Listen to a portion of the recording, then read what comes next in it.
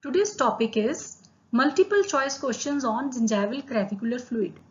Gingival clavicular fluid is also called as gingival sulcular fluid or it is called as clavicular currents. First question is the preponderant antibody present in GCF is IgG. From here you have to remember G for GCF. IgG is the main antibody which is present in GCF. What are orogranulocytes? Orogranulocytes are granulocytes which are present in the oral cavity, that is cells having granules, and predominant ones are neutrophils or PMNLs. Source of mineralization for subgingival plaque is subgingival, that is apical to gingival margin, and the source of mineralization is GCF. GCF flow can be increased by all of the following except. See, we all know gingival stimulation in the form of massage or toothbrushing and vasodilatation caused by gingival inflammation and smoking can lead to increase in the gingival clavicular flow. See, transient smoking initially leads to vasodilatation because there is irritation by the nicotine. Chronic smokers have vasoconstriction, so they have decreased flow. But the best answer here will be trauma from occlusion because trauma from occlusion does not have any effect on the GCF and gingiva. So the best answer is D. Electronic device which is used for the measurement of amount of GCF is Periotron. Periotron 8000 to be very precise. Nowadays Periotron 8000 is used for the measurement of amount of GCF. If we talk about source of collagenase in GCF, it is either fibroblasts or PMNLs or both or macrophages. So both will be the answer because we all know fibroblasts also release collagenase which helps in gingival remodeling. So normal wear and tear, fibroblasts secretes collagen as well as collagenase, and PMNLs, they secrete collagenases, so both are the sources of collagenase in GCF. Drug which reaches maximum concentration in GCF. See, many drugs have been reported being excreted in GCF, but the maximum concentration has been reported with tetracycline. Filter paper used to collect GCF is perio paper, right? Perio chip is a chlorhexidine chip. It's a local drug delivery agent. Periotron we already know, used for measurement of GCF. Periopic is a toothpick. So perio paper is the best answer. Dye which is used to stain filter paper containing GCF is, see what we do is we collect the GCF on filter paper, then it is presented in the Periotron, and by the transducer mechanism we measure the amount of current flow in this filter paper. So the dye, that is one method, and the other method is to stain the filter paper. So the dye which is used for measuring the stained filter paper is ninhydrin. Methods to collect GCF are all of the following except, see, Whatman filter paper, gingival washings, micropipettes, they all are the methods to collect GCF. Periotron is a method to measure GCF. Placement of filter paper strips intraclavicularly means inside the sulcus till the base of the pocket. What it can do? It will increase the amount of GCF secreted by irritating the gingiva. See, it will irritate the gingiva and gingival flow will be increased.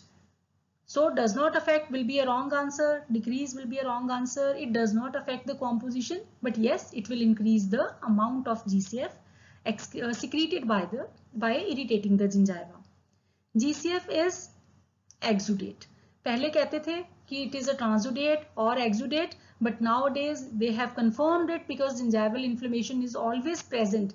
We all are not notobiotic or germ-free animals. We have germs and we have normal flora. So stage 1 gingivitis is always there. So some amount of GCF is always produced because of the irritation to gingiva. So GCF by its composition has also been seen to be a exudate. Drugs which are excreted through GCF include all except, see, they have seen tetracyclines, metroindazoles, phenytoin, all have been found in GCF except NSAIDs. They have not been found in GCF. There have not been substantial studies or evidence available. Periotron reading of 41 to 80 corresponds to gingival index score. See, 41 to 80 means it has increased. So we have to know the grid. We have to know the index. So this is the periotron reading. If it is 0 to 20, they say gingival inflammation is not there. Gingiva is healthy. Gingival index score is 0.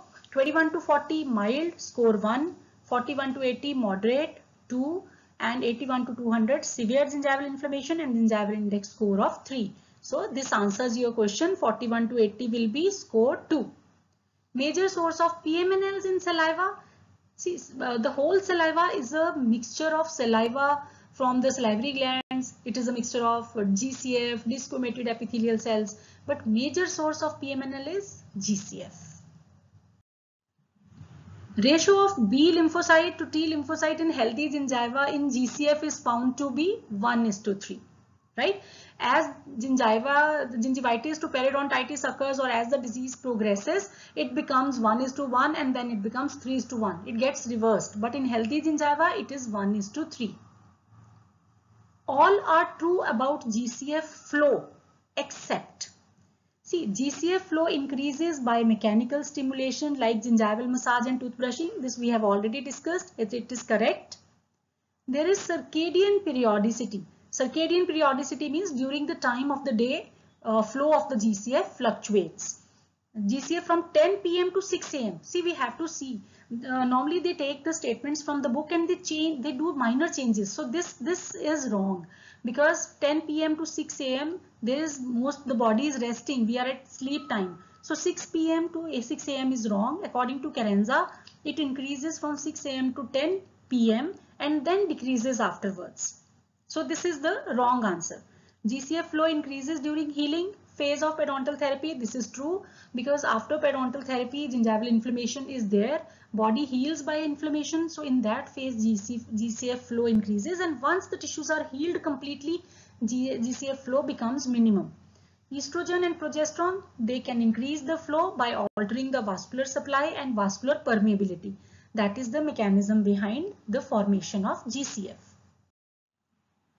Amount of GCF in absolutely pristine or healthy gingiva. See, when it will be absolutely healthy gingiva, where the sulcus depth is 0 or near 0, so it has to be nil. It will be very, otherwise also amount is very small. But in absolutely normal gingiva, it has to be nil. So amount of GCF in proximal surfaces of molars in subjects with gingival index score less than 1. See, less than 1 is healthy. We have already discussed. It is 0.43 to 1.56 microliter. You have to learn it. And in incisors, in anterior teeth, it is 0.24 to 0.43 microliters. Now we see certain clinical points, like PerioCheck is a clinical test which uses GCF. It is based on the detection of proteinases. Prognostic is a GCF diagnostic test. It is based on the elastase. Pocket watch is a GCF diagnostic test which is based on the enzyme AST. And Topaz is a GCF diagnostic test. It is based on bacterial toxins and protease present in the GCF. MMP dipstick. MMP dipstick is a GCF diagnostic test. It is based on the presence of MMPs. See, from here you can see. Then BioLyse is a GCF diagnostic test which is based on the detection of elastase. The total protein content of GCF, is lower than that of serum. If we talk about glucose concentration in GCF is 3 to 4 times greater than that of the serum.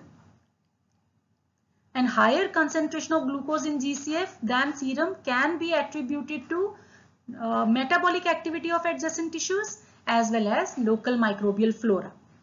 Because of this, we detect higher amount of glucose in GCF.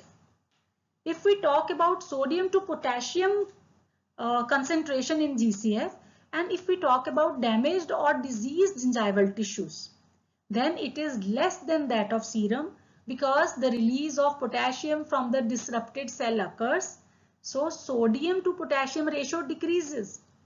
And if we talk about reverse, potassium to sodium, potassium increases, so that ratio will increase. So you have to be very vigilant that what your question is being asked. So if you talk about sodium to potassium ratio, GCF and damaged or diseased tissue will be less than that of serum, because the potassium gets released from the disrupted cells. Otherwise, in the healthy cells, there is intracellular deposition of potassium. Thank you. If you have any doubt, please put it in the comment box. Thank you for your patient hearing.